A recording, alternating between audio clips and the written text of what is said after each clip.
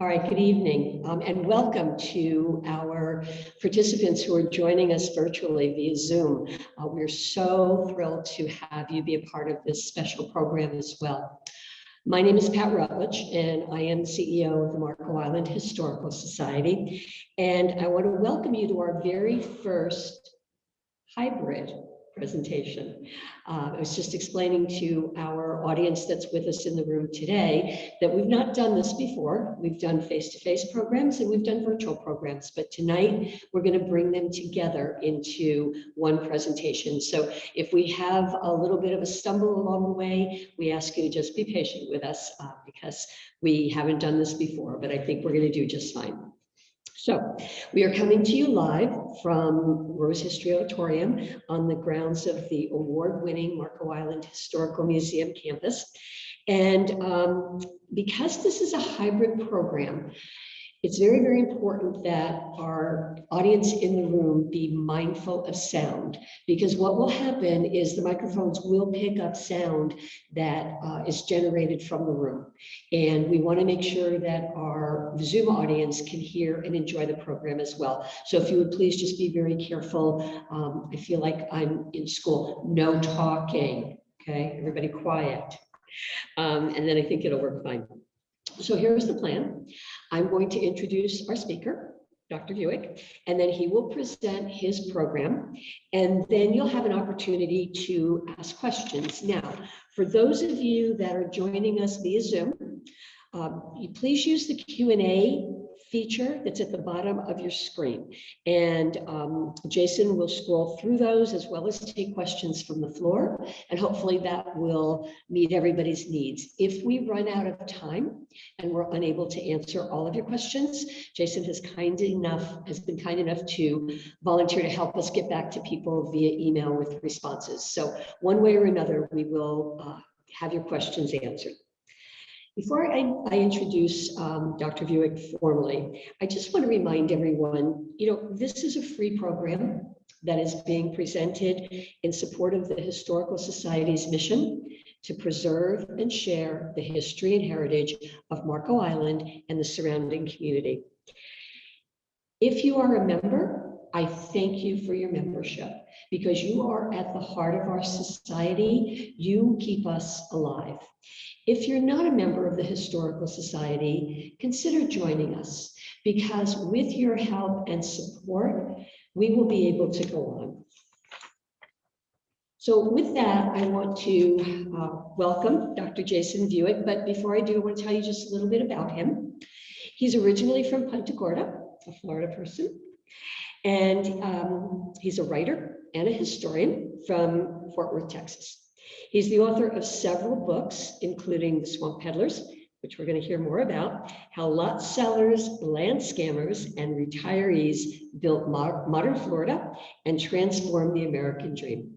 And that was published through University Press in 2021. So this is his latest book. The Yucks. 2 years in Tampa with the losingest team in NFL history. We'll have to invite him back so he can talk to us about that book as well. But that was published through Simon Schuster in 2016. And finally, and my husband will love this one, the Yugo, the rise and fall of the worst car in history. So that was published by Hale and Wang in 2010. Jason's a graduate of Wake Forest University and holds an MA in history from the University of Richmond and a PhD in history from Indiana University, Bloomington. He's been both a Rotary Ambassadorial Scholar and a Fulbright Scholar. Now I have to pause here a moment. Some of you know this, and there are Rotarians in the room. I'm past president of the Rotary Club here on Marco Island Noontime, and with us also is Linda Sandlin, who is our immediate past president of the Rotary Club Marco Island Noontime, and one of our very esteemed members I see, Mr. Tom Menaker. So we're very proud of that Rotarian connection. And by the way, he's appeared on such well-known programs as NPR's Weekend Edition, Fox and Friends in the Morning, and C-SPAN's Book TV. So please join me in welcoming Jason Vuic.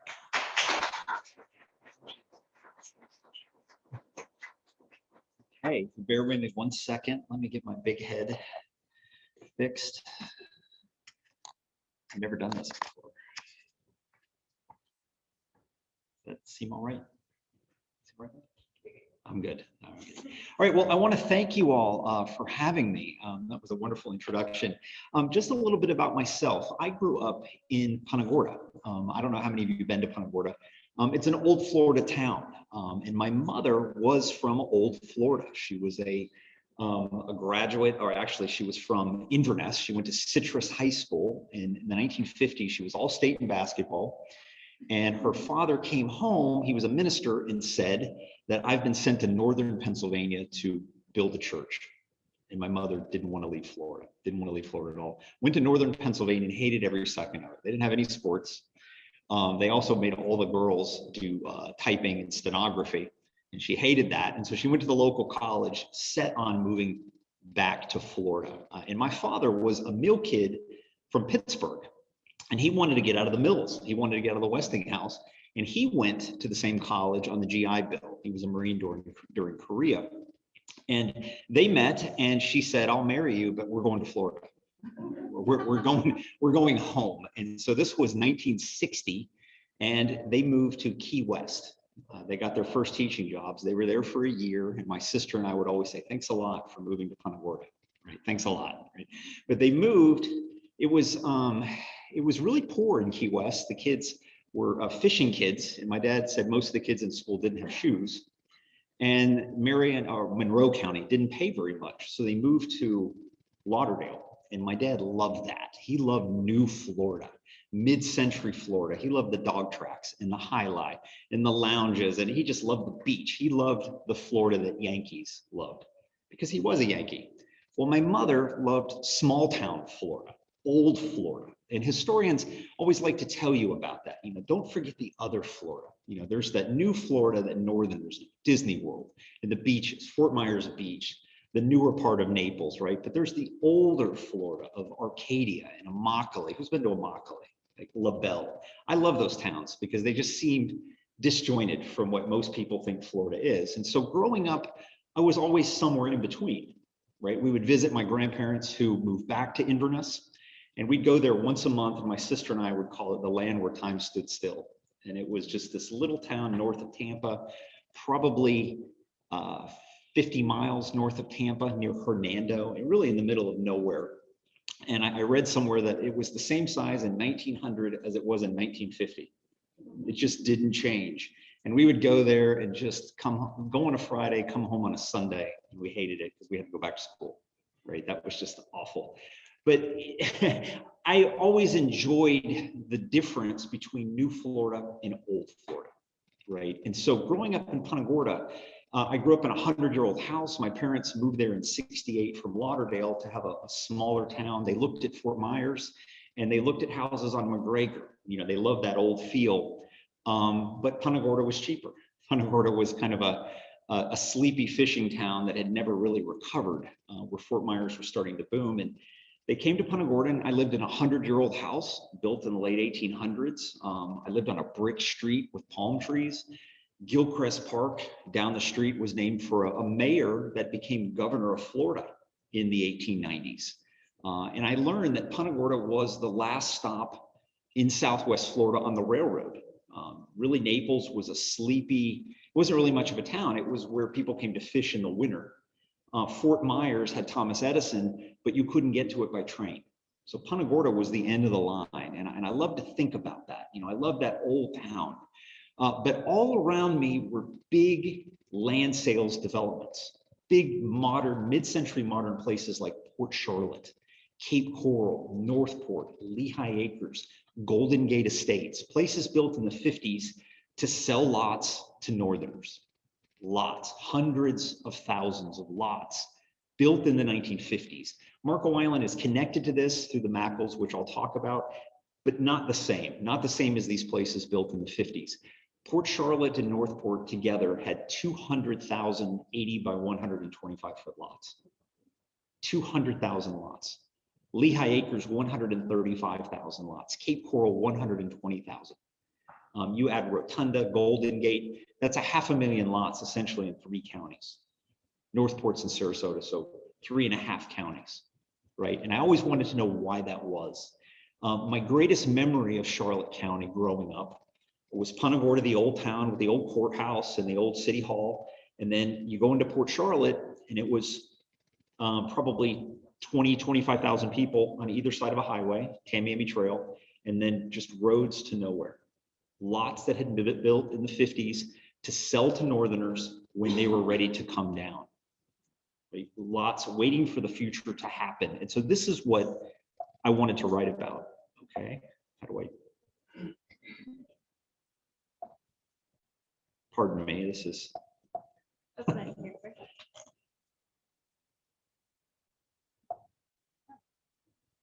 Okay, I can do that. And so I started looking into these communities, right? And I found that they weren't the only ones, and not just Southwest Florida. Though Southwest Florida was the epicenter, and the corporations that built these lots, that built these future communities, all started really in the 50s. This is a post-World War II phenomenon. And I found that it wasn't just Northport and Port Charlotte and Cape Coral. It was Deltona, which is a Mackerel community, a Deltona community near Orlando, Marion Oaks, Spring Hill's a big one, Port Malabar, which is Palm Bay, a big bustling East Coast community, Port St. Lucie, Palm Coast near Jacksonville. And I wanted to know the history of these places. I had heard of the Mackerel brothers. I knew that they had built Port Charlotte, and we too had an LCAM Boulevard, right? You have LCAM this and LCAM that, we too. I knew of the Mackerel brothers, the middle brother, Robert, his daughter had been kidnapped in the 60s. I thought of a book on that. Fascinating story, which randomly ended when they captured the kidnapper in Charlotte County, right next to Port Charlotte, where a lot of this land development began. I found that fascinating. And so I wanted to know why that was. Let's see. Now, these communities, pardon me, I need to get back on the screen. These communities all are similar. When you think of Cape Coral, when you think of Port Charlotte, when you think of Northport, I would drive in Port Charlotte as a kid and wonder, this looks like a suburb, but there's no city. There's no city to sprawl from. And it always kind of confused me, you know, what is this? How was this designed without an urban core? You know, what's going on here? And it always amazed me. And I read this. This is a quote from Sam Roberts in the New York Times in the 1980s about Port St. Lucie. Port St. Lucie, which was a sister community of Port Charlotte. It was a general development Mackerel Brothers community. And in the 1980s, the New York Mets were the best team in baseball. If anyone remembers that era, baseball fans. They were the hottest team. Everyone wanted to cover them and follow them. They were always in trouble. They were always doing drugs and winning at baseball, and the press loved them. So they sent probably 50 or 60 New York reporters came down to follow them in the 1980s. And they're in Port St. Lucie, right? They don't know what this place is. They're coming out of New York. They're coming out of Manhattan. And they're in a place of just long, sprawling boulevards with no downtown. And you see in their articles, this is a strange place to us. We don't quite know what this is. So this was describing Port St. Lucie. And I thought this was funny. And my thing I wrote in the book, so what did they expect? I mean, the Mets came from St. Pete, which was a retiree mecca in the 70s and 80s. Not anymore, it's a hip place. But in the 70s, the joke about St. Pete was that the only movers and shakers in St. Pete were the paramedics, right? That was the joke. And now they're in Port St. Lucie, and they really ripped the place apart. They hated it because they didn't really understand it. They didn't understand how it was built.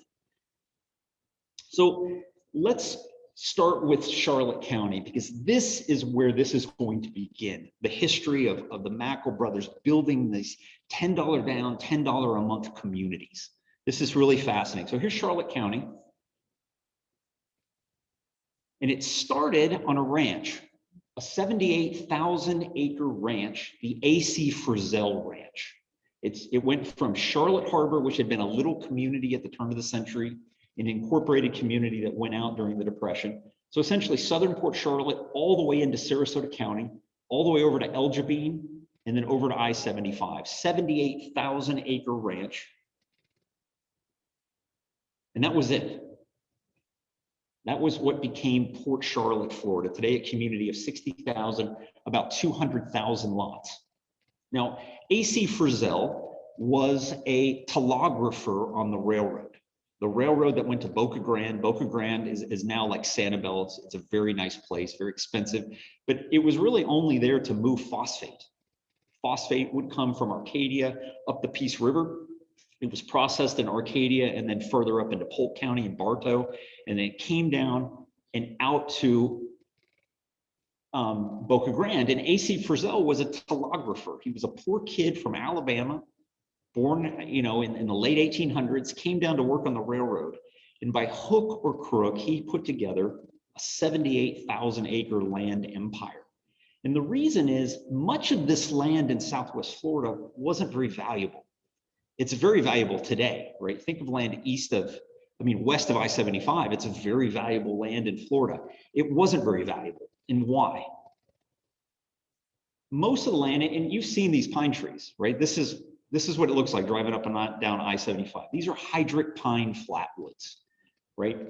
Most of the old growth cypress had been cut down by lumber companies, timber companies that leased the land from the state for nothing, right? They chopped down a lot of the cypress trees, a lot of the old growth pine trees, and then they would tap this land, these pine trees, they would tap it for turpentine.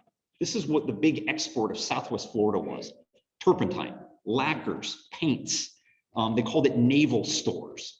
And so a lot of the land around here wasn't so much used as cattle land at first, though cattle becomes important. We think of Immokalee and LaBelle and Arcadia.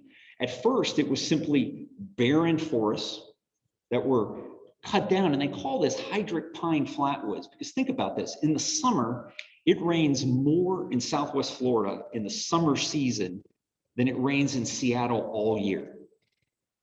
Right? You don't even notice it living down here anymore, but it rains. It's torrential down here. And so if you walk out in these pine flatwoods today, you'll get about this much water. It just sits, right? So it's not very good for farming unless you drain the land. So you're talking a lot of effort. It was very hard to even raise cattle here, right? People talk about this as cattle land. It took a lot of effort to even raise cattle in Immokalee. You had to do a lot of drainage. You had to cut down a lot of trees. In the 1920s, DeSoto County, which is north of here, used to be 5 counties: Hendry County, Highlands, Hardee, DeSoto, and Charlotte. It was massive, just a big county. And they would advertise that, come on down, we have 1 million stumps for you to pull. Pull the stumps and turn this into, use the fat wood for turpentine and lacquers. But that was a selling point, 1 million stumps. So this land was hard to turn into agricultural land. It was hard then to turn into cattle land. The cows down here, I love the cattle history of Florida, but the cows here were mangy and rangy, not very valuable.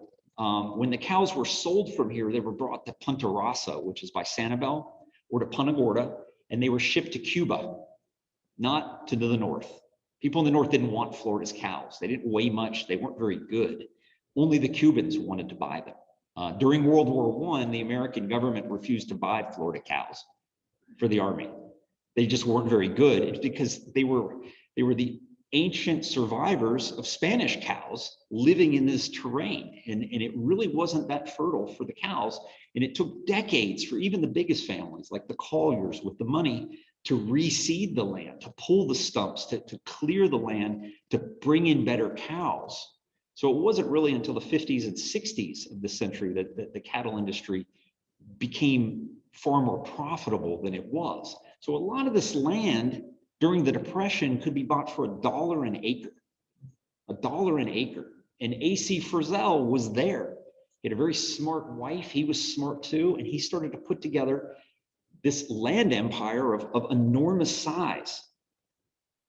But what's going to happen in the 50s is you're going to see a number of these large empires put together by cowboys, by local boys done good, right, are now going to go onto the market. World War II has ended. People are moving to Florida, and the property goes from $1 an acre in the 30s to sometimes $30 and $40 and $50 an acre. So you're going to see through the 50s, huge purchases that will become some of our big land developments. This is in the 1950s. 25,000 acres in Charlotte County eventually becomes the development of Rotunda, but also Cape Hayes. And this was purchased by two Vanderbilt brothers. This was the 2V Ranch. And they too had no idea what they were doing when they came down here. They had to reseed the land. They thought, oh, we're going to own a ranch in Florida. They can't bring the cows down that they want. They had to just completely transform the land. 18,000 acres in Lee County. That becomes Lehigh Acres. That was the Lucky Lee Ranch, purchased by the decon rat poison magnate Lee Ratner. And he created Lehigh Acres. That's 1952. 1952 is Gardner Cowles. He owned Look magazine, a wealthy blue blood magazine publisher. He purchased 8,500 acres in St. Lucie. That became Port St. Lucie. He joins with the Mackerels with the General Development Corporation. Look at this one. 294,000 acres, Collier, Lee, and Hendry. Part of this becomes Golden Gate, not all of it, not all of it, not close to all of it. And this was the Collier family, and I'm not quite certain about the sale, but I know that various Collier brothers had died, and they needed to divide the family wealth and sell the land to settle their taxes. So this was one of those big sales. Imagine that, 294,000 acres, just amazing. And then 78,000 acres in Charlotte County, the Frizzell Ranch. And then 12,000 acres in Hillsborough. That was the Universal Marion Corporation. That becomes Sun City Center, right? So you see there's a lot of pressure on this land, but if you notice all of this land, it's not right on the water, right? It's not Miami Beach we're talking about here, right? This is desirable land, but it's timberland, largely denuded timberland that had been cut down by a lot of these big timber companies, denuded for farming and then also used for cattle. So it's not right on Estero Bay, or it's not right on Fort Myers Beach, right? Not the most desirable land, but close enough where a lot of us live today, right? Close to the water, but not on it. And this was some of the land that was sold. Okay, so let's think about this Frizzell Ranch, this 78,000 acres. It sells to a group of Canadian investors. They're mining investors. They pull a lot of money out of the ground. And I think, and I never really figured out, but I think they were investing the money, but they were probably avoiding some sort of tax issue in Canada, which was heavier taxes. So they bought this land and they want to develop it. They want to develop this land. And I love this mackerel picture. It's my favorite of all. It's on your building, right? It's just wonderful. And I like Port Charlotte in the background. And they wanted to develop it. So they turned to the best developers in Florida, some of the best developers in the United States. Now who were the Mackerels? I think a lot of people here will know. They were the sons of an English immigrant who was a developer, a big builder who made his fortune in Atlanta, but also Birmingham and Nashville. And like many developers, he had known boom and he had known bust. These guys, like many builders I knew in Florida growing up, my friend's father, they would have trips to Colorado and the next year they're living in a model home, right? That would happen. And the Mackerels actually moved to Pennsylvania in their youth and lived in a hotel, right? They knew bust, but they also knew high times. And they were, though Catholic, they were Southern blue bloods. Their father actually told them, don't tell the Shriners and the Freemasons that we're Catholic, right? And so they were accepted into Atlanta's elite, and then they would move to various other cities. And the father built giant buildings, big tenements, army bases, dams, bridges, things like that, not small homes like the Mackerels are associated with today. And they learned at their father's knee. The father was really great at advertising, turn of the century ads. He was not afraid to spend the money to sell his properties. And so they learned that very, very early on. Frank Mackerel on the left, during World War II as well, he was a CB. He was in the construction brigade, which is like William Joseph Levitt when you think of the Levitts. And the CBs were the ones during World War II. You imagine, they fight at Iwo Jima, the fighting is over, and the next ship that comes in brings in food for the soldiers and then huts. Tens of thousands of huts and latrines in various buildings that are semi-prefabricated. So these were the construction guys, the construction brigade, the CBs, that learned how to build quickly, almost assembly lines. So imagine after World War II, you come home and you start building that way. This is what Levittown was like, the Levitt brothers. And so this is that generation, World War II guys. Frank Mackel, also educated at Vanderbilt, Robert and Elliot. Mackel, the other two, were Washington and Lee. So they were Southern blue bloods, Southern elites. And they weren't elitist. They were brought up to know that they were project managers of big building projects. They were the bosses, right? And they were very good at what they did. And they learned how to do it, how to work together during the 30s. Their father gave them some lots in New Smyrna Beach, just some city lots, and said, you guys want to build homes? Go do it. Go build some craftsman homes. So they went down there and they swung hammers themselves, but they also hired crews. You know, they didn't work too much with their bare hands, but they did it. And they hired crews and they built houses and they sold them. I said, Dad, we're doing pretty well. And he said, buy some more lots. And they did a few more. And pretty soon the Mackels decided to move to Florida. Like, these guys were in their 20s building homes together, and they never stopped working together again. They shared the same offices. Their desks would actually touch each other in the office, and one would handle, you know, the state laws. I think Elliot did that, state laws and codes and regulations. Robert, I think, handled all the engineering and building. And I think that Frank was the one who handled Wall Street, right? And they worked well together for decades. And their most famous early project was Key Biscayne. Key Biscayne was a coconut plantation that they had turned into a Marco Island-like middle-class development, right? Not a lot of high rises at first, simple homes, middle-class homes. They called those homes Mackels, right? So the early first homes in Port Charlotte and in Port St. Lucie and in Key Biscayne, you'd say, you know, where do you live? It's a little house, it's a Mackel. I live in a Mackel, that's what you would say. And they built hundreds and hundreds of homes. And what made this a popular destination, it was not hoity-toity, it wasn't rich. I'm sure today these Mackel homes are being sold for $2 million and torn down, right, to live in Key Biscayne. But the Rickenbacker Causeway comes right over, and it turned it into a suburb of Miami. Imagine you could live on that island and that's your suburb. How wonderful would that be? Probably like Davis Island in Tampa. Anybody know Tampa? And so they built this, and they showed that they could take an island and turn it into a functioning, well-regarded middle-class development. And it's why the Collier family eventually had them do this place as well. Now, let's think about this generation, though. This is a suburb of Miami. So who lives here? White-collar workers, guys who work in the city, guys who work, you know, in the building trades, the government.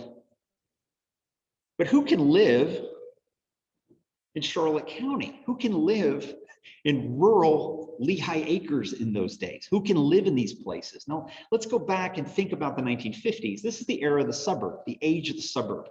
We always teach that in American history. A lot of people think Levittown was the first suburb. It's not. It was one of many.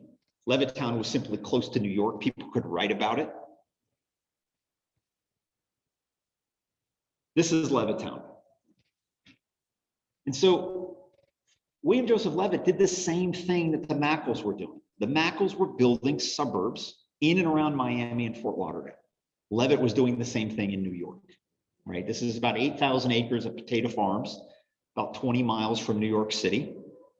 But when I looked up these communities, I thought there's a connection between Port Charlotte's, Marco Islands, Lehigh Acres, these Mackel-like developments in Levittown. They look alike. You know, they're from the same era, right? They're sold alike. You choose one of 10 models with certain types of wallpaper, certain types of paint, right? And I was thinking about this, but the difference with the Florida developments is they were Levittowns for retirees. In the north, Levittown, the average person who bought a house was supposed to have about $5,500 a year. $5,500 a year in salary. When the average retiree, average couple in the 50s had about $2,000.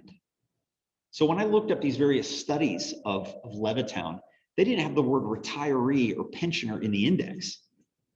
Levittown wasn't for retirees. So when Americans were leaving the city in droves to go to Oak Park, Illinois, or Levittown, or Monroeville, Pennsylvania, to get out of the cities, the retirees couldn't go, right? People were beating down the door to get out of the cities. I found between 50 and 60 cities grew 0.1%. 0.1%, the suburbs grew almost 50%. Everyone wanted out of the cities. What do you do if you're older? Where do you go? Right? It was very difficult at first. If you wanted out of your old house to live somewhere, you could not live in Levittown. And the Mackerels were the ones who figured out how to sell Florida to retirees, right? Not coastal Florida in, Lauderdale, where homes were expensive and property was expensive, but in the interior of the state. Places the New York Times called offbeat sections of the state. I grew up in Charlotte County, an offbeat section of the state is what they called it. Not the Panhandle, not not Lake City, down near the water, but not necessarily on it. More Levittown. So now the Frizzell Ranch. Who can live in Charlotte County in 1954? The largest city is Punta Gorda, has 3,000 people. There's 4,500 people in the county doing what? I don't know. The fishing industry has collapsed. Charlotte used to be a huge fishing place. Phosphate is no longer going. Boca Grande is dead as a doornail. I don't know what people were doing here. And I don't know how retirees or how people could live here except for retirees, pensioners, people that had an income, a check every month. And so this is what the Mackerels are going to do. They're going to focus on middle income retirees. And these middle income retirees were in Life magazine in 1959. Port Charlotte was such a big deal that Life magazine covered it. They went down and they took pictures of dozens of people and had arrows to every little house. Like, can you believe it? A city for retirees. Can you believe it? And this was a big deal. Part of it was too, the Mackerels were spending a couple $1,000,000 a year in ads in Life. So Life didn't have a problem promoting it, but this was a real ad, a real article, a feature in Life magazine. And so these people that came down, these middle income retirees, were people with pensions. They were teachers, they were cops, they were firemen, brakemen on the railroad, Ford workers. They loved Ford workers. GIs. GIs were big, right? They loved GIs because they had a check coming in, right? These were the people that they wanted to focus on. But how did they do it? How did they make it possible?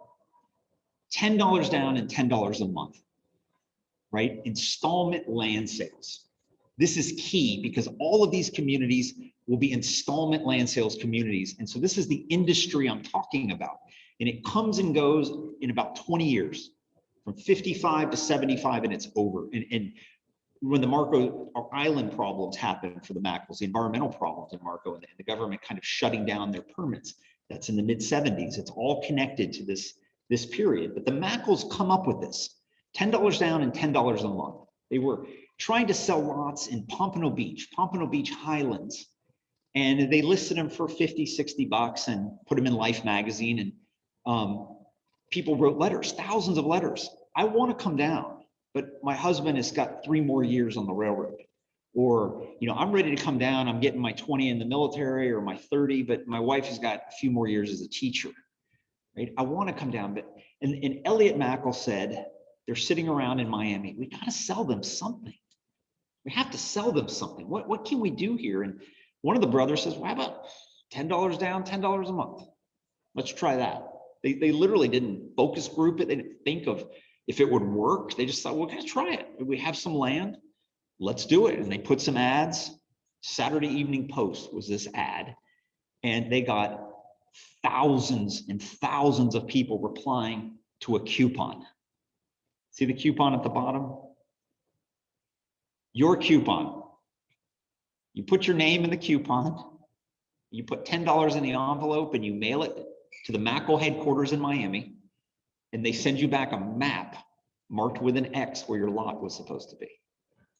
Imagine, sight unseen. People bought sight unseen in Marco, though less so, right? This was a little better deal when you saw your map and your access to the sea, right? But in Port Charlotte, sometimes I can't imagine doing this, or Lehigh Acres. Now, this is wildly popular. They get bushels full of cash. They have so much cash coming in so many envelopes and so many bags that they actually build another building onto their headquarters and hire an entire secretarial pool, right? And so all of a sudden, lot sales trump home sales. Lot sales for the Mackerels. The Mackerels were builders. They wanted to build you, sell you a lot, build you a house, get you into a house. Suddenly they realized they had just opened up a Pandora's box, that Northerners were crazy for $10 down deals. And the Mackerels didn't invent the idea of installment land sales. Lehigh Acres did $750 down, $750 a month, right? You would see places out in the swamp, east of here, $1 down, right? And those were, the Mackerels were straight shooters. And I like to say that, first of all, I never found them not to be. But they created an industry, and Frank Mackerel has this great line. He said, we came up with a $10 down, $10 a month deal, but it brought in a lot of bad people who abused the business, right? And that's where I get the idea from my book, The Swamp Peddlers, because a lot of other people come in and start selling and chopping up and dividing and subdividing land that's still fallow today, right? We'll talk about that. Go to northern Lehigh Acres today. Go to eastern Northport along I-75. I'll show you some pictures. The roads are fascinating, right? Fascinating. But once this gets going, especially with Port Charlotte, and the Mackerels with their Canadian investors create the General Development Corporation. This is in 1958. In the beginning, you would see the Mackerel Company selling at Port Charlotte, and then you would see some of the Florida Gulf Coast land, and they eventually put all their properties together into one company called the General Development Corporation in 1958, which was listed on Wall Street. And so they begin selling. And within a few years, that coupon's not enough. They're going to go directly to you. They're going to have independent real estate brokers in every city in the North, and then they're going to go overseas. This becomes a global business in which they are sponsoring airplane trips. Matter of fact, they're going to create an airline, right? And their competitors will create an airline. There's 2 airlines in Southwest Florida. Modern Air Transport was for Cape Coral, and there was Marco Air, I believe, right? The airlines, it was a Marco airline.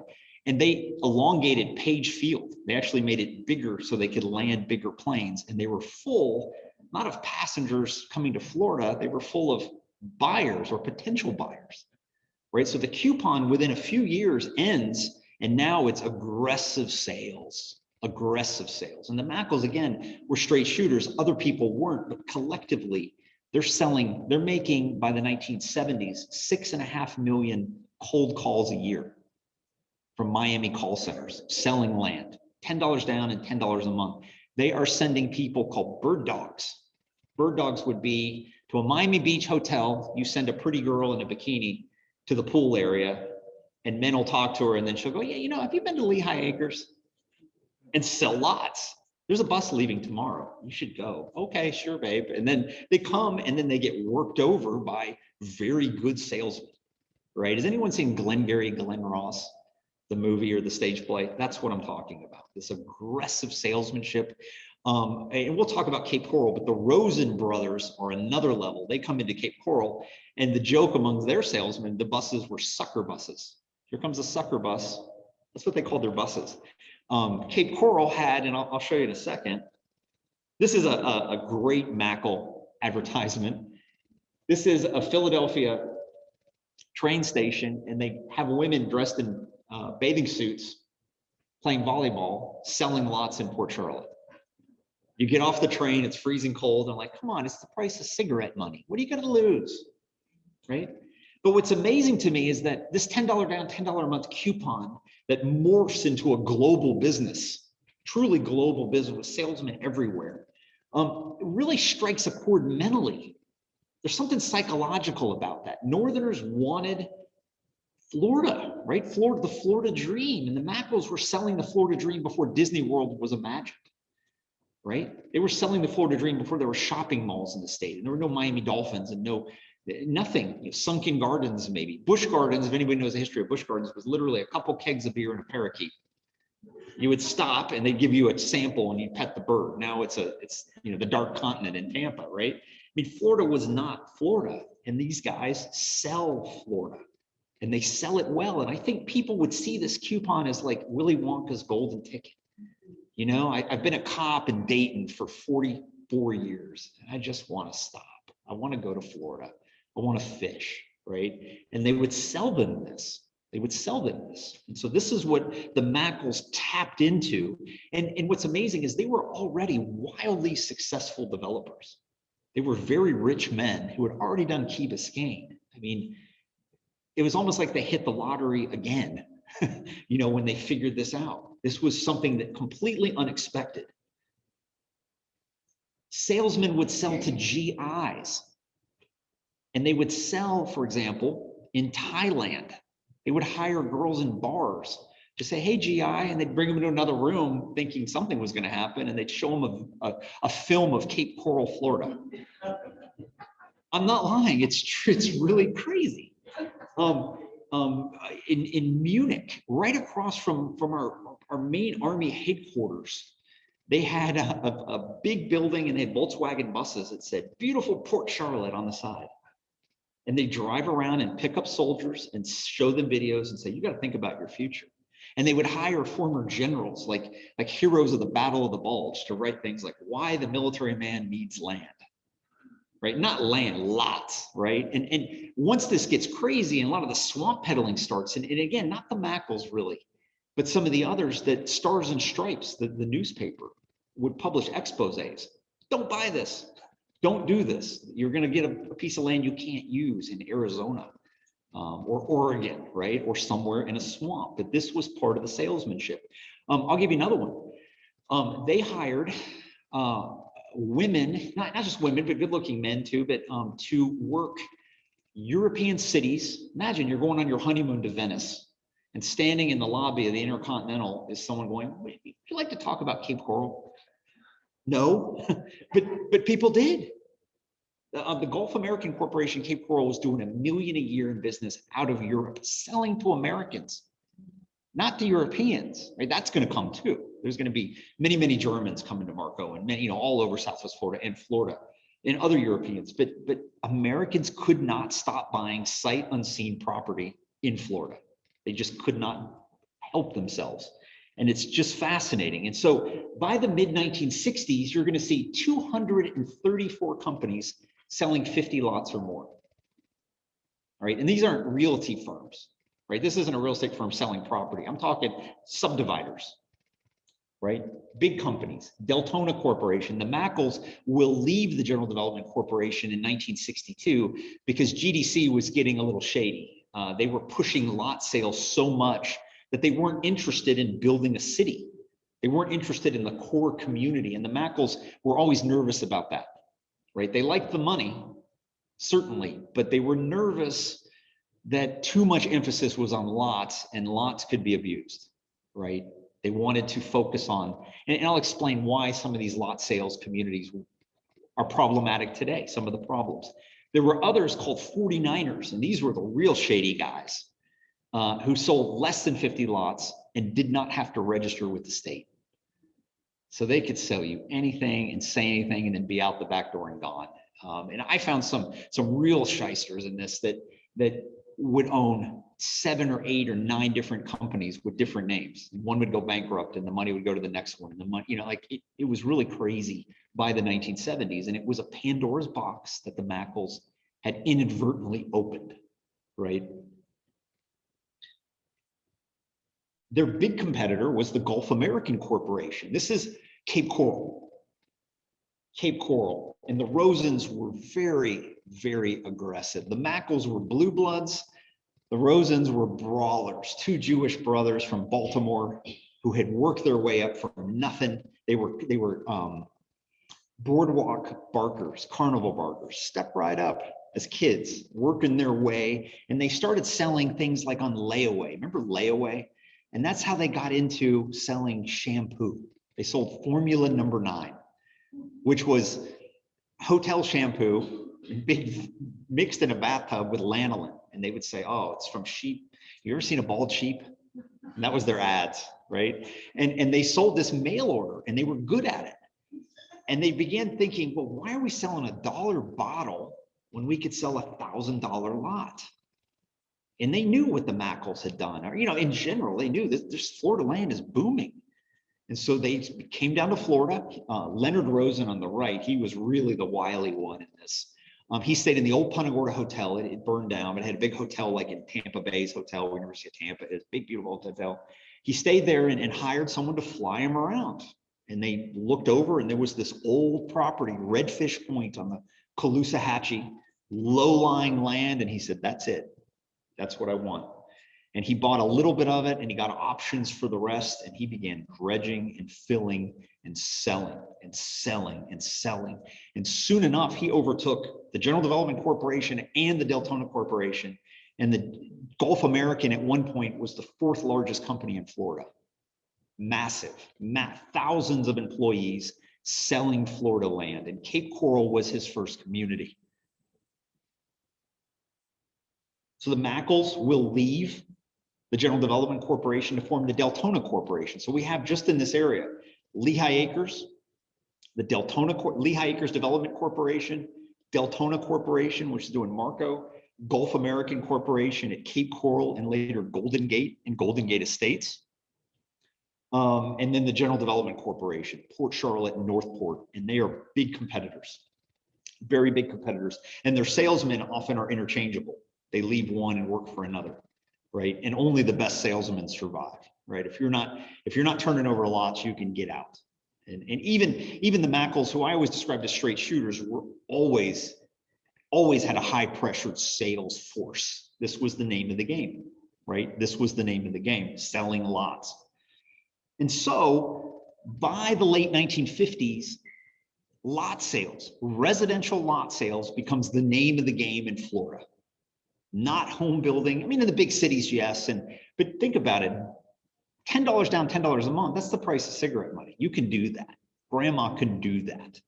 But it's not easy to just pick up and move to Lehigh Acres from Poughkeepsie or Muncie or wherever, right? It's a lot harder to buy a home. It's more expensive. You got to sell your house. You got to say bye to your families, and you got to come to Florida. So these communities were always core communities like Cape Coral near the water with 100,000 empty lots. Port Charlotte had a core community on Tamiami Trail and 150,000 empty lots, right? Always. They were always empty.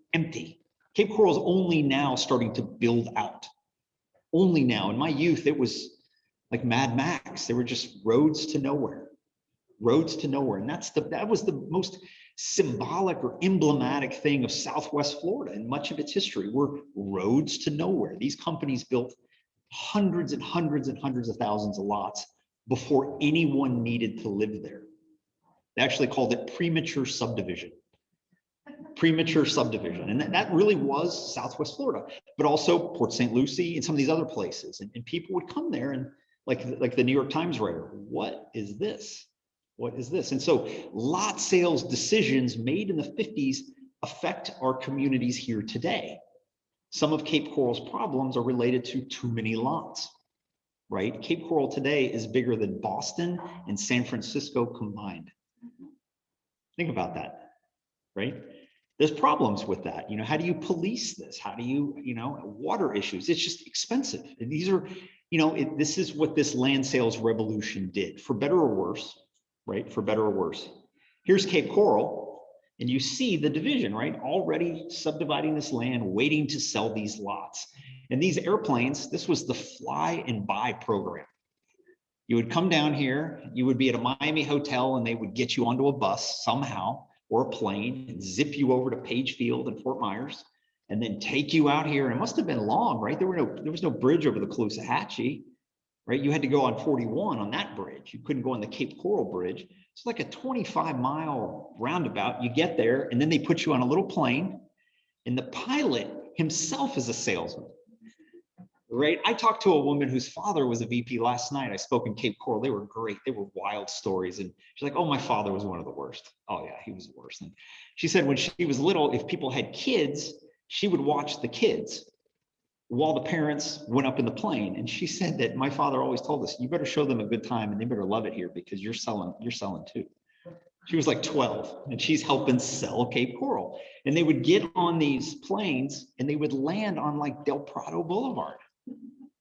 They would land on the streets and then these planes would fly. And I don't know if this is urban legend or not, but I read it in a great book from one of the employees, they would hold a bag of flour out the plane and go, "Your lot is right there," and drop the bag and go poof, right? And of course they didn't know. They didn't know where your lot was. Oftentimes they had to clear the land to bring the land to 5.5 feet above sea level.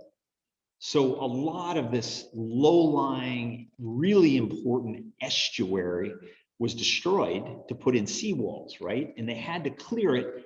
And because they had to raise the land so much, not many trees would survive in the low-lying areas. So they just cleared it. And so for decades, Cape Coral, much of it looked like Kazakhstan. I joke, I didn't say that last night. And I like Cape Coral, but a lot of it was really cleared land, and it still is kind of barren in some places because of that, right? But that's how it's sold. And so remember, 80 by 125 foot lots or quarter acre lots. Lehigh has a lot of quarter acre, usually not bigger than that, because they were selling small home sites. Okay, now this is a great line from the book. A great writer, Paul Reyes, wrote a book on the property meltdown in the 2000s. You all remember that.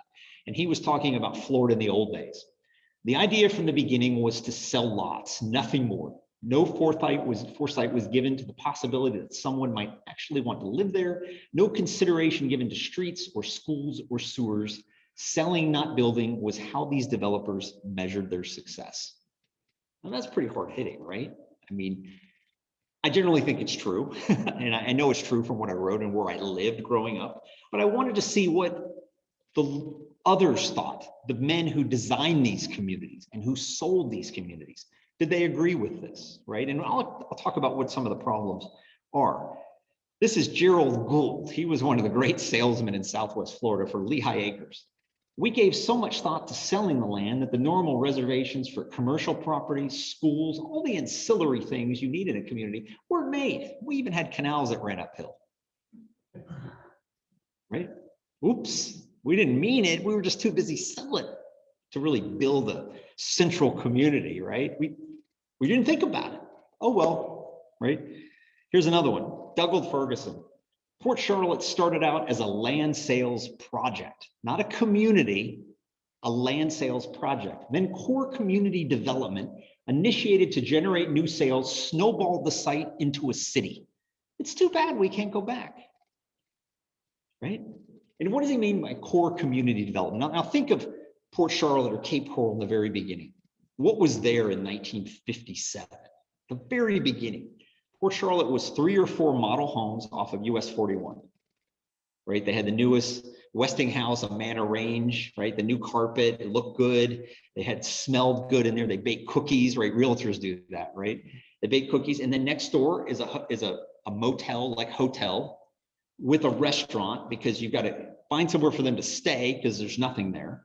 And then you've got to feed them. And then you have a bar, right? And you would make sure that, you know, right when they're sitting and talking about the property, someone comes in and comp the drinks. It's okay. You know, you show them a good time. And then you build a 9-hole golf course, which you call a championship golf course, or you build a yacht club like in Cape Coral, or you build a beach club like in Port Charlotte, which is on a muddy river, right? We used to always joke like Port Charlotte Beach, like, oh. But, you know, you do that, and then you give them a membership if they buy a lot. Right? So imagine if you're a fireman, you know, you're a working man, like my grandparents, like my grandfather didn't live to see that, but he worked at Westinghouse for 45 years. Imagine coming down and you have steak dinner and you have some bourbon, and they take you out all day, and then they work you over and they sell this land. And this is how these communities work. And that's what he means about core community development. We're building a few things so it looks like a community. And so kind of on accident, they built Port Charlotte. On accident, they built Cape Coral. And when I say on accident, let's see what Leonard Rosen says. You know, I think we're going to build a city in spite of ourselves. He actually said that about Cape Coral, right? He got his car, the story is he got his car stuck in the sand, and one of his he's with his engineers, they're from Miami, and these guys had built installations in the Amazon, because that's how hard it was to build Cape Coral in the beginning. And he stops and he looks and he's loosening his tie. He's like, oh my God, I actually did it. I didn't mean to. I really didn't think I was building a city. I was selling lots. right? I was suckering Northerners, right? And the Mackerels never thought that way, but they unleashed this, right? And some communities worked. Cape Coral did work. We're going to see others don't. But what are some of the problems? Just to run through quickly. I'm speaking to a planning association on Friday, and I really got to bone up on the real problems. These guys know everything. This is Redfish Point in the Caloosahatchee, right across from Fort Myers. That's what it looked like. That's an aerial view before they built, right? Low-lying, some upland areas, but not buildable. They actually called it hungry land. You couldn't live there, right? They dredge and fill it. And so no one told the Rosens in the beginning, it's probably not a good idea to build 400 miles of canals, right? And why? Because salt water comes up and into the Caloosahatchee and it never leaves, right? Salt water comes up when it should be brackish. It should be fresher in the summer and saltier in the winter. And suddenly you bring in 400 miles and it starts eating into the aquifer, right? And I didn't write this book as an environmentalist. I just learned some of the issues that these communities, when you're not considering the planning of these communities. The other problem is, prior to 1974, only cities in Florida had the right to plan and zone. Counties did not. Unincorporated Collier County, right? You have a city here, city of Marco, but unincorporated areas did not have the right to even zone. Now, some counties were big, like Dade, and Dade could force the state legislature to pass an act of legislature that said Dade County has the right to zone, Sarasota County. But Charlotte, with 3,000 people, they weren't important. And so these developers could build whatever they wanted to build and do whatever they wanted to do. Whatever they wanted to do. In Port Charlotte, for example, by 1960, it had 3,000 residents, it had a school, it had hundreds and hundreds of homes. It was bigger at that time than Punta Gorda, the county seat, and they had never had a single building inspection. Not one building had ever been inspected for anything, right? And so this is where some of the problems are. Just sell the lots, right? Sell the lots and get them out. Do what you can, sell it. And so a lot of these communities deal with the problems. No one told Lehigh Acres 22,000 septic tanks aren't a good idea, right? No one said you need to have utilities before you sell the lots. Cape Coral started that way, right? Cape Coral's had to go back through in the thousands and plug water wells to put everyone on the grid. And that's big, big bucks, right? Because that wasn't a concern. That wasn't a concern. So what happens when this is very common in Lehigh? Right? You have, water wells on one side of the house, septic tanks on the other. I'll tell you what happens when it floods. You can imagine, right? Not a good thing, right? So these are some of the issues that happened due to lot sales in the 50s. And one of the big things in Cape Coral and Port St. Lucie and Spring Hill and Deltona is just sprawl, right? Why would you build a downtown when you're selling lots? You want to sell the land. You want to sell all of the land as fast as you can sell it. And in the beginning, this is Port Charlotte. In the beginning, with 5,000 people or 10,000, when I was a kid, with 25,000 people, this is US 41. It's 7 miles long. You have plenty of stores here. But what happens when Cape Coral, for example, in 2050 has 600,000 people, right? And so the problem for some of these communities, like Cape Coral and Port Charlotte and Deltona, is that the tax base almost rests entirely on residential properties. Right? When you're a mayor and you're worried about your tax base, you want big buildings. You want big buildings, businesses that don't use schools, that don't use fire, that pay a higher tax rate. So the expenditures don't fall on the residents as hard. Well, Cape Coral, the problem is now it's incredible number of residences and just a small number of businesses because of the lots. Right? Because of the lots. Port Charlotte. I like to joke that if Jeff Bezos looked down from outer space and said, I want Amazon to be in Port Charlotte would go, we don't have any land for you, man. We have lots. You want to build a small home? Right? There's no acreage and you can't undo it anymore. You can't take land away from people for private purposes anymore. You can't eminent domain anymore in Florida for that reason. And so they're trapped. They're trapped. The Planning Association I'm speaking to Friday, the Southwest Florida section is called the Promised Land section, because the lands have been promised. The lands have already been platted in their hundreds of thousands. Check this out. This is Google Earth from 2020. It's a picture from my book. I just went on the computer and I looked at Eastern Northport. These roads were built in the 1960s and they're still there. Did you see a house? There's not a single house here. Now, someday it will fill out. And these cities know what Cape Coral, I was laughing with this, the former mayor of Cape Coral. These cities are some of the few in America that know what build out means. Build out means when every lot has a house on it is build out.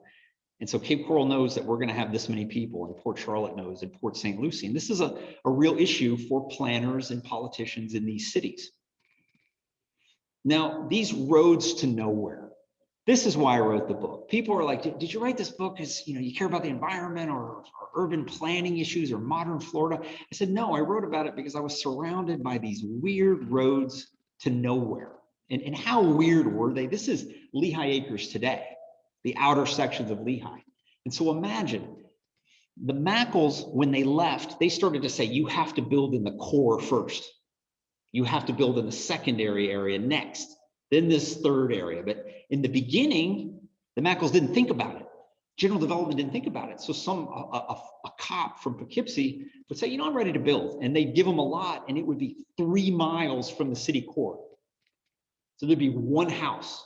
And then 2 miles later, there'd be another house. How do you pick up trash?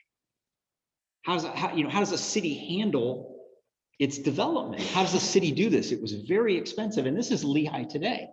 That's just a normal road. You see one house, half a mile down the road, you see one over here. If you look over here, it's barren, right? This is just lot sales willy-nilly. And it's a problem today. What do you do with it? Also, when these companies came in, and the Mackerels did this too, not so much in Marco, but in other places, roads were expensive. And when you sold a home site, you had to provide a road by law. And so these companies, this was big bucks to build roads. So they used what were called soil cement roads. It's exactly like it sounds. You dig a ditch, you dump the soil in with the cement, and you build a road. So how long does that road last? Okay. This is a road in Western Port Charlotte today, and it's owned by the taxpayers of Charlotte County, right? And some people will live on it. And for a long time, Charlotte County would say, we're not taking that road from you, general development. We don't want it. It's bad. But eventually you have a house on it. You're a taxpayer. You're going to keep calling. You're going to keep calling. Eventually your mayor, your city councilman's going to fix it.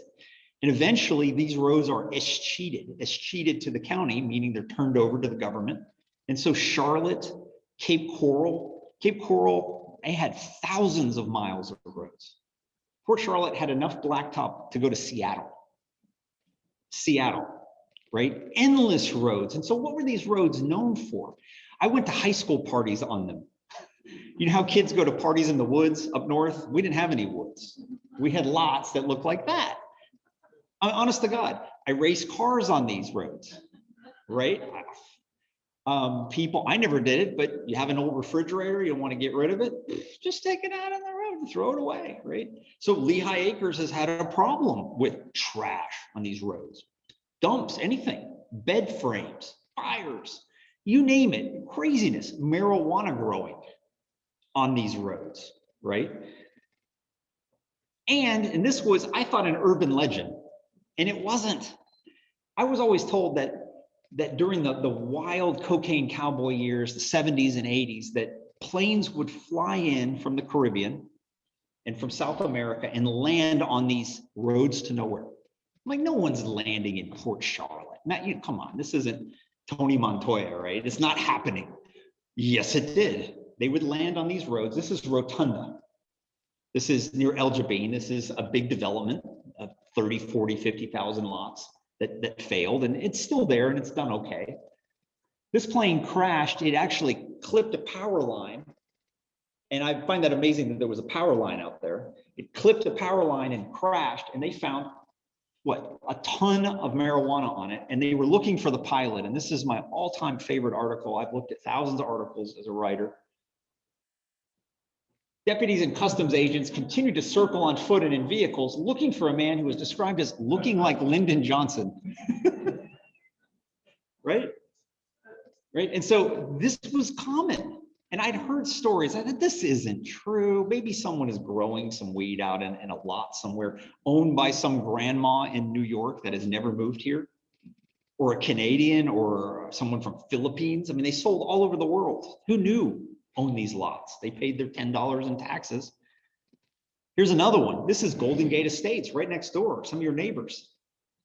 175 million confiscated. They would fly in. Look at that plane. What did that plane cost? Coming in from South America, Collier County, 1984. What is 175 million in 1984? What's that today? That's like better part of $1 billion probably, right? Are you kidding me? That was common. That was common in these roads to nowhere. These lots had not sold. Here's the one I love. I showed this in Cape Coral yesterday and it brought the house down. They thought this was funny. Smuggler's paradise. Look at this. We figure as much as 90% of all marijuana smuggled into the United States comes here from Colombia, South America. And we figure as much as 80% of that 90% is touching American soil somewhere in Southwest Florida. Right? And it's not that everyone here was smoking pot. There was a lot of retirees here. It was that this is where you could do it. Right? When I was growing up in the 80s, it was just thought, I mean, unfairly, but that every cop, not cop, but every county sheriff was on the take.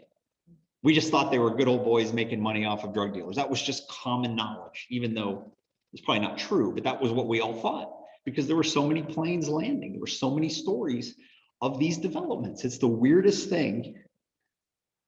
Here's one of my favorites. This is Palm Bay. This was Port Malabar, a mackerel general development community. And they have a section, it's 2.8 square miles. And the city of Palm Bay said, we're not going to let you build here. This is too far away. We're not going to let you do what Cape Coral did or Port Charlotte or Northport. We're just, development is, I don't know how they've gotten the right to do that legally, but they've shut it down. You can't get a permit for a home. And so now this is known as the compound. And any ne'er-do-well doing anything crazy from racing motorbikes to four-wheeling to setting off fireworks to trying out his jetpack goes out to the compound. It's the craziest place in Florida. Periodically there's fires and it's just roads, and it's just sitting there.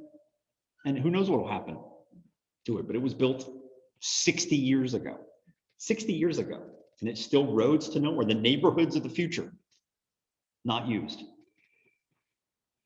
Now, here's where the land scamming comes in, right? High pressure sales tactics. I mean, we've all gone to buy a car and kind of been on our heels. You know what I mean? When someone's really selling to you, or windows or aluminum siding, and you're kind of, you know, how do I get away from the salesman? Or maybe I should buy something so he'll leave me alone. You know, we've all done that. But this is when land sales in Florida turns into swamp peddling. And it starts before, but really with the Rosens and Cape Coral. Cape Coral turned out to be a functioning community. It's a nice place today. There's nice homes. But the Rosens realized in the late 60s that if we've promised canals and if we've promised roads, even if we're not building much else, we're $100 million on the hook. They made a lot of money. They almost were the owners of the Miami Dolphins. They made so much money that the nicest art collection in Florida for many years was the Gulf American Gallery. They had Van Goghs in Miami, and you would go in there to look at a Van Gogh and they would sell you lots. They would use their gallery to sell you lots, right? But 100 million is 100 million. That's a lot of money. And Leonard Rosen thought to himself, why are we promising home sites? Why are we selling home sites? That means we have to provide a road. That's expensive. We have to provide ditches. That's expensive. Septic tanks, water wells, right?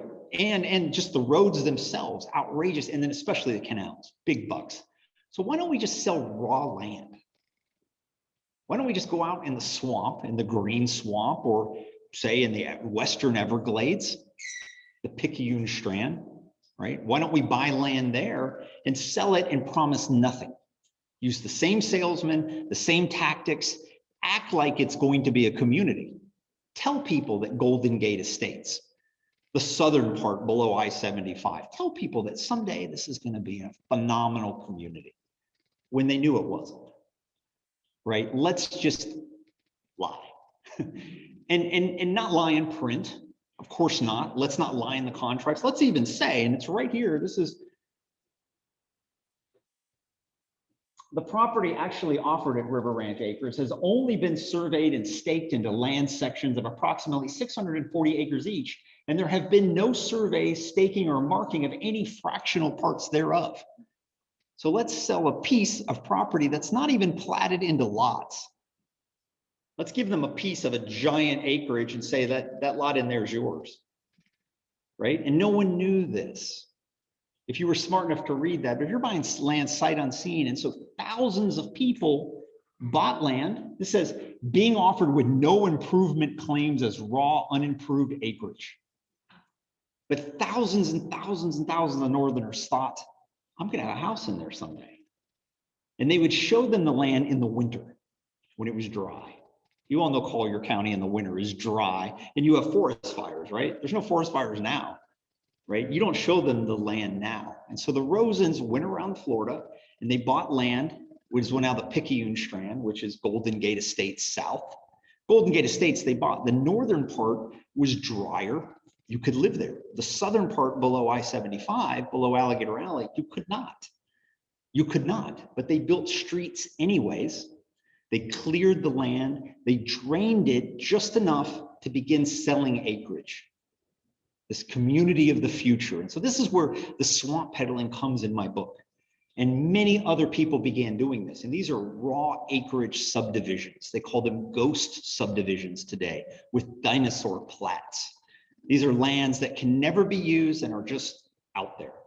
River Ranch is one, but also Golden Gate Estates. Look at this. An acreage offering plan to make your dollars grow. Suburban acreage, right? But it's not suburban acreage, right? It's swamp, right? Thousands of people bought Golden Gate, and this is the Picayune Strand here. This is Google Earth, and you can see the streets from outer space. That's a satellite image of Golden Gate. That's right near here, right? Not many miles away. Southern part of Golden Gate. The northern part has become quite fashionable. People are trying to buy land out there because there's so many lots in Florida, in Southwest Florida. You can buy acreage out there in Golden Gate. If you want to spread, you go out to Golden Gate, to the rural estates.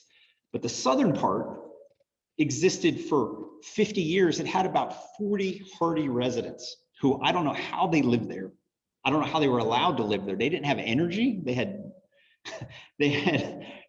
to provide their own energy and generators. They didn't have water. They had to dig their own wells without the city's approval. And they lived out here. And it was just a free-for-all, And Collier County hated it. They didn't want it to exist. But what do you do with it? How do you get all of it? First of all, who owns this land? There's 40,000 owners, 30,000 owners. A grandma died and now you have 8 kids. Who owns it? How do you get it back? And so eventually some well-heeled people in Collier, plus the Audubon Society, the Conservancy, they began donating money and spending time simply to find out who owns this land, and looked up every single person and called everyone they could find in Buffalo, in Gary, in the Philippines, in Hong Kong. Your land's never going to be built on. We'll give you $200 for it. Hoping to put enough of it together to then create a park or to turn it back into the Everglades. So this is what they did through the 1980s and into the 1990s until eventually during the Clinton years, Jeb Bush took part as well, the late Clinton years, and they eminent domain the rest, and they created the Picayune Strand State Forest. But they took a failed subdivision, a land scam, and they turned it back into the Everglades. And that's what they're trying to do there now. A friend of mine is a biologist who works for Picayune Strand, and they're slowly ripping up streets, slowly ripping up the canals and the weirs. You can't do it at once. You got to figure out how to do it. It's not easy, it's expensive, but they're doing good work there because a lot of that water comes out to the 10,000 island chain. It's truly disastrous what they did as a land scam. So the Rosens Cape Coral is tarred with the land scam brush. but it's really not the land scam. That was a community like Port Charlotte or Lehigh or even Marco. This was Golden Gate Estates south of the Everglades, 55,000 acres as a come on to sell you lots that you could never build on, right? And here's one of the wackiest things that I've ever seen. They had the pot growing and they had the people landing planes, but one time police were just driving around out there and they see two Latin American men, Central American men in fatigues walking down the street. They're like, what are you doing? What are you doing here? And they said, oh, we're at the camp over there. And they go over to the camp and it's a Contra military training camp in Golden Gate Estates. They're training for war to be taken down, training, and the leader of the camp was one of the Bay of Pigs, one of the leaders of the Bay of Pigs. He was training them how to go to Central America to fight. And the cops were like, I don't think you can do that here. Like even Collier County was like, is that illegal? Can you train to make war in Collier County? And they actually shut them down. The health department said, you have a cafeteria here, you're making food and you don't have a permit. So they shut them down. But that was in Golden Gate, right? Just a wild thing. And so these are the communities, and let me see. This is what I want to talk to. Just a quick note on Marco. Now, how does Marco play into this? Well, the Deltona Corporation, the Mackerels move on in '62. They built Spring Hill and Deltona. They're very reputable. Wall Street likes them, right? And they want to use the same model, installment land sales. But on Marco, they're going to build this. They're going to dredge and fill and take Marco, would have been a fairly wild island, and sell, and I don't know the exact number, but it's like 8,000 lots, right? And they're going to try to sell, if they can sell you the whole lot immediately, they will. And a lot of people wanted to live here. This was always a little bit more well-heeled than Port Charlotte and Lehigh and Cape Coral. They had thousands of people on opening day buying lots immediately for full price, but they still used installment land sales for the bulk of the lots, installment land sales. They were going to have 5 different parts. So those of you who don't know the history, 5 different permits, 3-year permits with the Army Corps of Engineers, with the state. The Army Corps of Engineers typically said, sure, you know, if you want to dredge and fill, it was not a problem historically. You could build what you wanted to build. But in the middle of this, we see the world environmental movement start in the United States as well. And Florida had a lot of problems with phosphate spills, you know, just pollution. And so Florida was moving against big builders. Even Nixon, Republican administration, was moving against big builders in Florida. And the Army Corps of Engineers moved against big builders. So the Mackerels had sold all 5 permits in a row. They had sold installments to everyone on Marco. And the problem is they got through several permits and then the remaining permits were denied. And they lost, I pegged it at about $50 million in a day when that happened in the 1970s. But also we have world oil crises. If those of you who remember this in the early 70s, we had double-digit inflation 2 years in a row, and it was almost double-digit for the 3rd year. So 30% of the value of your money, more, 40% is gone, and you've sold lots for one price that aren't worth it. I mean, you're losing money, right? You're losing money. And so the Mackerels suddenly are paying enormous money. The business is going under. The entire installment land sales industry just ends as if it never existed, but now we have these lots. And so Marco actually became a very nice functioning community out of it with some nice wild areas that would have been homes otherwise. But this is what happens.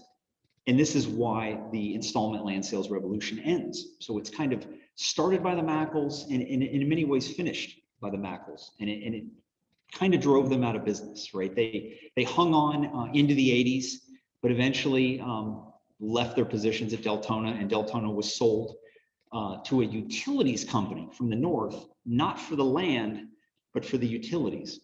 So even Deltona itself wasn't worth that much money anymore as a land developer. It still exists, I think. There's a Deltona. Yeah, I don't know much about it, but what the Mackerels started kind of came to an end. And so much of modern Florida was built in this 20-year period of installment land sales, almost inadvertently. So anyway, yeah, that's all I have today. Thank you.